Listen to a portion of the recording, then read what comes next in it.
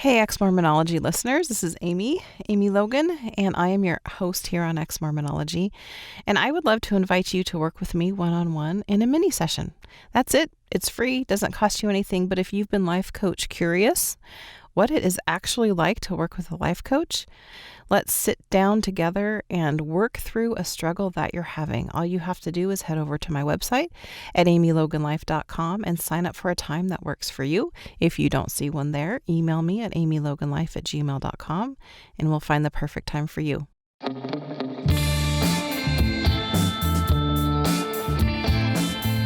Exmormonology, Episode 14.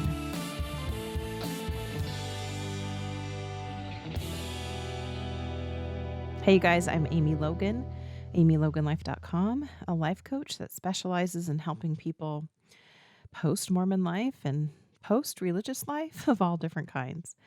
This week, I want to take it to a different space as we are collectively dealing with something that we have never dealt with before. So I'm checking in. How are you doing?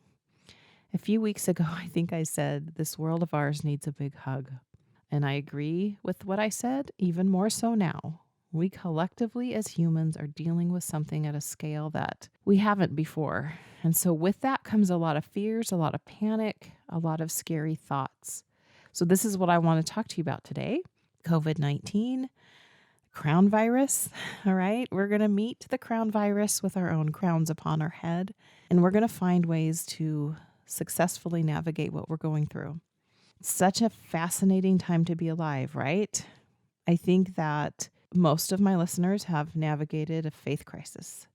You have been through something very difficult, and I would think if you haven't been through a faith crisis, you have probably been through something in your life that was hard and heavy and you had to overcome. Or maybe you're still stuck in that pain. I get it. We're human. We're all in this together. But what I know about you is that you're brave, and I've said this on many of my episodes. I'm just going to say it again because I think you need to hear it. You are brave, and you have been through some hard stuff, and this is no different. And so I'm going to go over about 7 points or so with you that can help you, give you some concrete ways to deal with the fear and panic that you are most likely dealing with, as I am. And I'm working very hard to manage my mental health. I believe this is a mental health game. I don't know if game's the right word, but we are going to need to manage our minds around this in order to kind of get through this at a collective level as well. So if you're listening, I'm going to assume that you could use a little pep talk and not just a pep talk, but also some constructive things that can help you over the next few weeks or the next few months or the next year as we are all in this together. Okay, here we go. I want to start talking about your brain. Of course, this is what I do, and you've heard me talk about your brain in every single episode I've done. This is what I want you to hear. Your brain's job is to scan for danger. All right? Your brain is doing its job. If you are in information overload right now with all the information around this virus, if you're watching the news, if you're seeing it in your Facebook feed, if you're seeing it in Instagram and Twitter, wherever you spend your time online, there's no shortage of information. Some factual, some not, some alarmist, some comforting as well. The primitive part of your brain is trying to keep you alive. And in this particular case, actually alive. Right? We're seeing something at a scale so big that we're having a hard time wrapping our brain around it because we most of us have not lived through something like this. So the human collective is trying to figure this out, and your brain's doing what it does best. It feels fear, which leads to panic, which leads to a feeling of not in control. But I want to tell you why this is good news, but then I'm going to help you through the fear and the panic part. This is good news because your brain has kept you alive this long. It has also kept our ancestors alive, right? Caveman days and forward. We have had to use that part of our brain to survive, and your brain is doing what it's doing. And if you can look at it that way, be thankful for it. All right?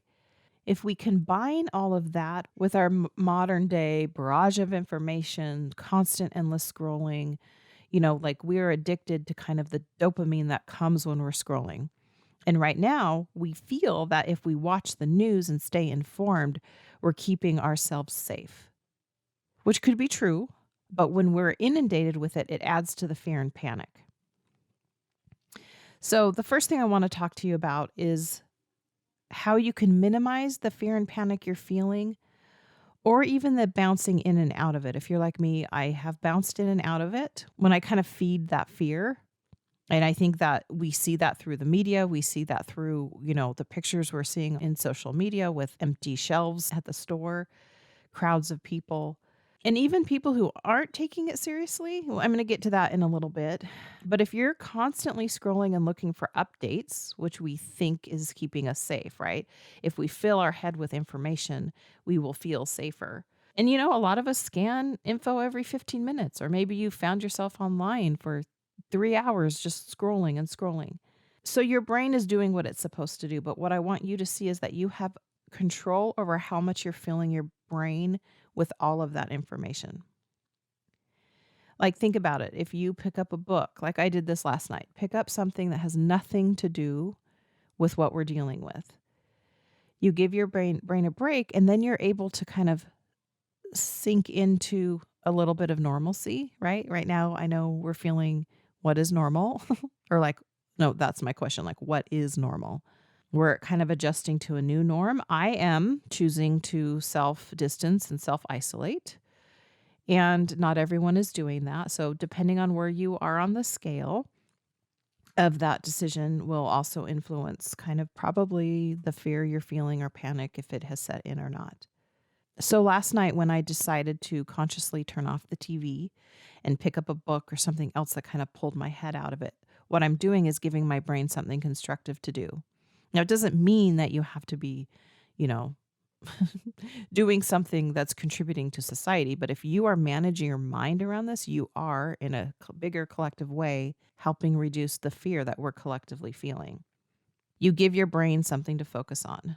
Okay, this is how we do life. This doesn't mean we stop getting updates. So I'm not telling you not to stay informed.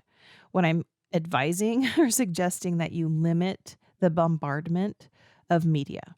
Okay, the media's job is to throw things in our face. That's how the media makes money.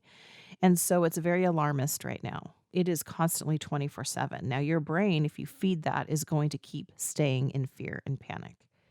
So limit the amount of time that you are feeding your brain with all the updates. Because really, if you are choosing to self-isolate and stay within your home, you don't need to be reminded every 15 minutes or so what is happening.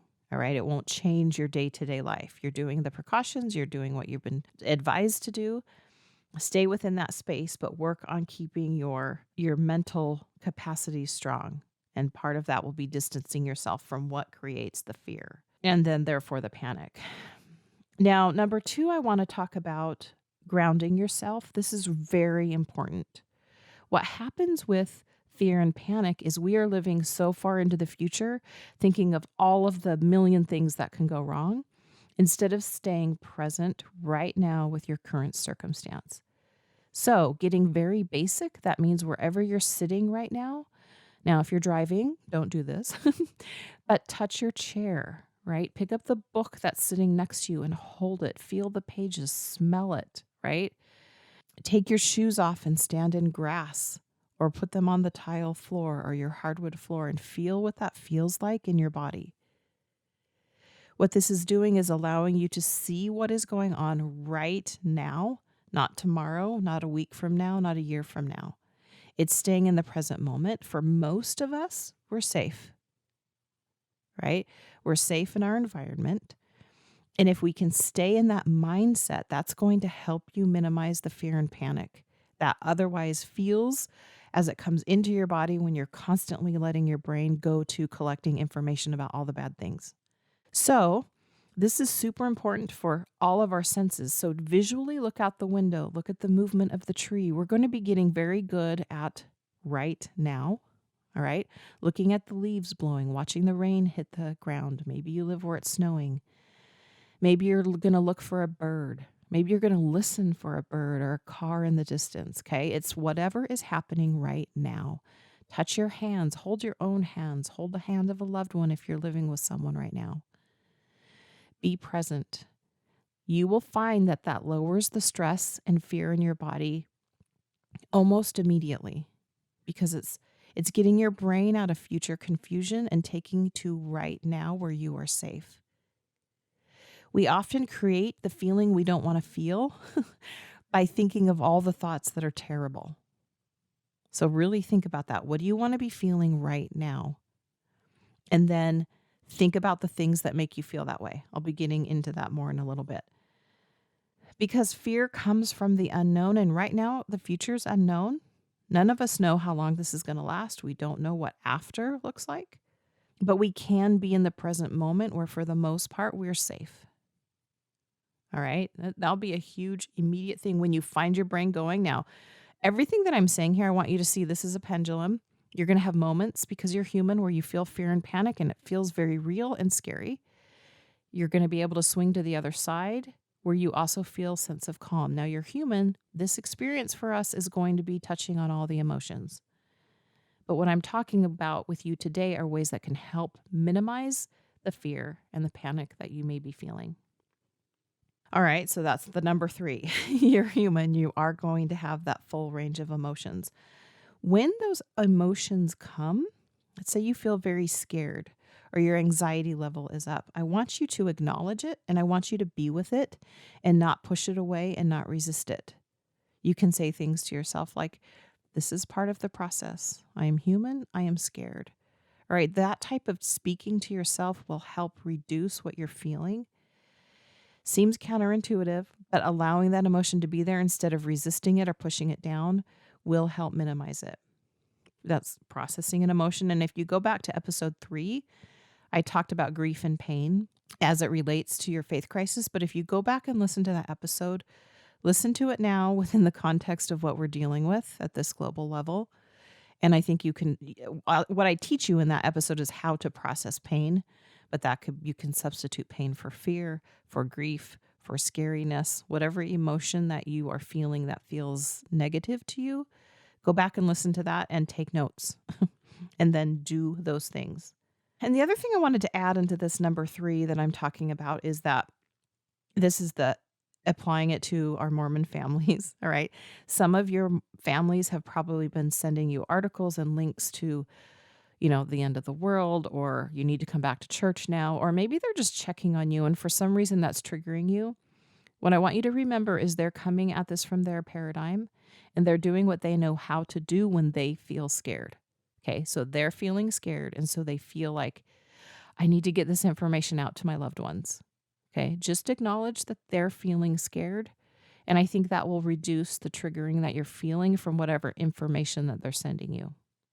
So I'd recommend that, especially now as a lot of our fear is heightened, to just let some of that go and just tell your brain that your family members are just doing what they feel they need to do to keep everybody safe. All right, number 4. So we're learning right now at a very quick rate that life is very uncertain, right? I know we know at an intellectual level that one day we're going to die, that our loved ones will die, but this seems more in our face. This seems more like, oh my gosh, this is a reality. Okay, what we're noticing is that life's uncertain. That has never changed. But we're seeing it kind of flash in our face more, and we're dealing with our mortality, looking at it through a different lens. So just be aware of that. Okay, we can look back over history and see that the human race has had to deal with some pretty scary times. But for most of us, we have not. Not all of us, but for the most of us, compared to what our ancestors have gone through, and just the need to get up and survive and hunt and gather for food, most of us have taken for granted how easy it is to get food, how our grocery stores are always stocked, right? Like, I don't know if we've ever really thought that might not happen. And so I think just being aware that life is uncertain and just seeing that, oh, yeah, that's true. We don't have control over that. We have something that has come into our lives and feels like the boss right now. Okay. This virus is a real thing. And it is a circumstance. So I've talked about the thought model before and how we create thoughts about circumstances. The circumstance is always neutral. So if we were to put the coronavirus in the thought model as the circumstance, It is neutral. It doesn't mean anything, or you don't have feelings around it until you make it mean something. For a lot of us, we are freaking out because the things in life that we thought we had control over, we are learning that we don't really have any control over it. Now, if you keep trying to control the outcome of whatever's going to happen, this is what will drive you crazy, because it's a constant battle around something that we have zero control over. I mean, we can help. Like, that's why I'm self-distancing. That's why I'm self-isolating. This is why I'm doing my part for the human collective. I think collectively we're all one at a time, realizing that we've never really been in control of anything that we used to feel we had control of. So that's just something to keep in mind. What are you making this mean? All right. It's a very good question to ask yourself a lot. Number 5, I want you to notice something. And this is interesting to me. My coach pointed this out to me. Pre-coronavirus, okay, what is the thing that you have worried about most in life that just kind of keeps coming up for you? If you were to look, over your life in the past, you've probably had something that you've always struggled with, right? I've talked about struggle. So I want you to see right now that whatever that has been for you is coming up more and even amplified. So for example, it could be money, it could be relationships, your safety, your health, germs, etc. So you'll find that whatever you go to, your default for worrying is, so we're going to go back to that neural pathway, the patterns you've created for your brain. Now that same thing is amplified even more. And I find that fascinating. So for me, my brain goes to money thoughts.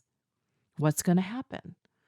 All right. I don't worry too much about my relationships and my health in that regard on a like frantic level when I entertain worry, but I do around money, and I'm finding that's what's coming up for me. What is it for you? What do you find that has come up for you again and again as you feel that panic set in? You'll probably find that it's whatever you worried about 2 weeks ago, just now it's in your face a little more. Okay, so there's a correlation there, which I think is so interesting. Your brain is, of course, just going to make your habitual fear bigger about whatever the issue was for you. Just notice this over the next little while. Your brain is just doing its thing, right?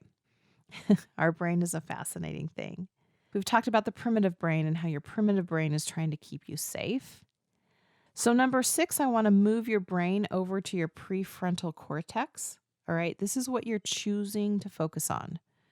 What are you choosing when you don't let your primitive brain be in charge? So your primitive brain is the one that's trying to keep you safe. It's the one when you feel fearful and panic and need constant downloading of information. All right, we're switching to the prefrontal cortex. That part of your brain is the part of your brain that helps you make decisions, helps you think through things logically. So with that turning of the brain, how do you want to show up during this process? How do you want to feel about all of this?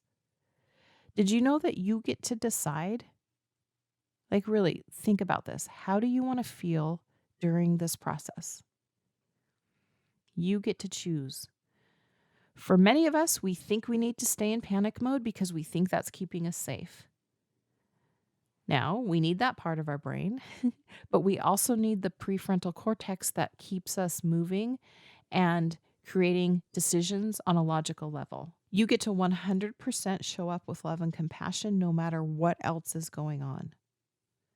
You can acknowledge that there will be uncomfortable times, that there will be fear, but you also get to decide that you're going to go with the flow and you're going to manage your mind around this. So think about this. One day we will have gotten through this. How do you want to look back at this time? I think that's a good question for a lot of us to focus on. When we're too stuck in the moment and we let that primitive brain take over, we can't even see that. So as you're navigating this, how do you want to show up? How do you want to look back at how you were during this? Now, I also want to say that doesn't mean you're not going to feel fear and panic. Believe me, I have had my moments. But I also tell myself, okay, Amy, I see what my brain is trying to keep me safe, but I know that that's not going to help me on my day-to-day getting through each piece of this. So that leads me to number 7. I want you to get creating. I want you to give your brain a problem to solve that's constructive. All right? So since you have more time on your hands, this would be the time to get creating in the form of maybe writing a book, maybe learning a new language, maybe creating a video or YouTube channel. Maybe you want to learn how to belly dance. That's mine. What is something you've always wanted to do that you can start right now at home? Now's a good time to start doing that. So get your creative juices flowing. What can you do that you've been putting off for a long time? All right. That is a great way to spend your mental energy focusing on learning something new. I think we are going to see humanity rise. I think we're going to see beautiful art made. I think we're going to see beautiful connections in ways that have never been done before.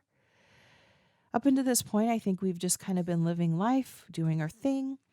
And this is why I made reference to the collective hug that I talked about. I think we are learning how to connect at an intimate level, even when we're self-isolating. And this is so beautiful, you guys. I think we're going to see a lot of love. I'm choosing to see love and feel love right now. I'm choosing to be thankful for the little things. Some mornings, it's just my cup of hot coffee, and I drink that, and I smell it, and I just am so thankful for it. Thankfully, I drink coffee now, now that I'm post-Mormon. You know, it may be in the increase of communication with my family, right? People in my family who annoyed me, those annoyances are going down because I'm realizing that my brain was making drama around things that didn't really matter. All right. What is it for you? What are you starting to appreciate in ways you didn't before? So even though your brain wants to panic, and we're very good at feeding the panic, you still get to choose. There are hundreds of emotions that you get to feel. What do you want to feel more of? All right. We have love, fear, anxiety, calm, scarcity, abundance, peace, and on and on. What would you prefer to feel right now today as you're listening to my words? What I want you to see that when the circumstance is the coronavirus and your brain is freaking out, your brain will for sure try to convince you that you're not allowed to feel something else, right? Your brain's good, but this is scary times, but this is different. No, those are thoughts. You get to choose your thoughts always.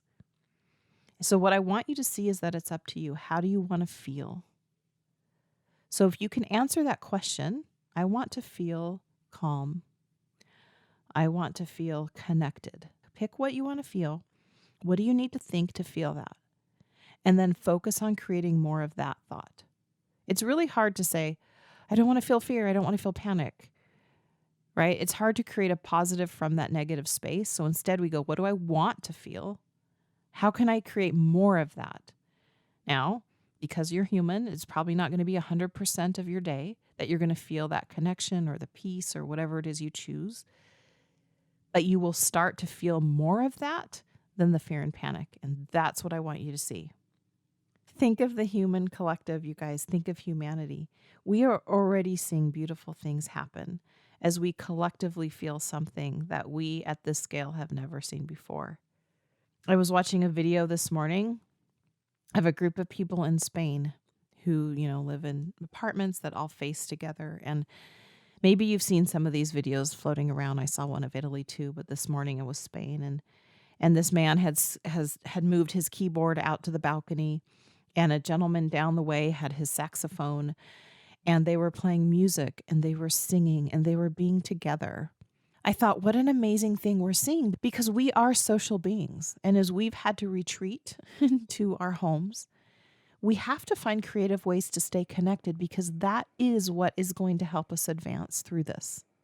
Now, I don't know about you, but that is where I'd rather spend my brain capacity. That's where I'd rather think about the beauty that is happening. Now, does that mean there won't be tragedy, that there won't be death, that there won't be tough times? No. But if we can take that as a circumstance that is going to be, and then we decide ahead of time how we want to show up in our best self, might not get there every single time and every minute of every day. But if you can be thinking about that instead of, oh my gosh, I'm scared, I don't know what to do. And I don't even want to say all the scary thoughts because I don't want to plant them into your head. But this is what I'm saying. Shift it.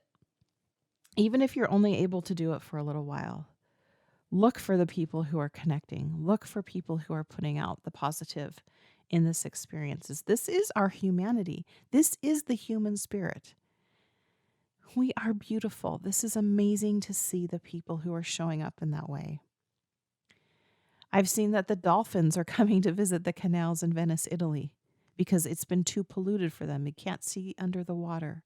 Geese are flowing through the canals again because all the boats and pollution have been reduced and set aside.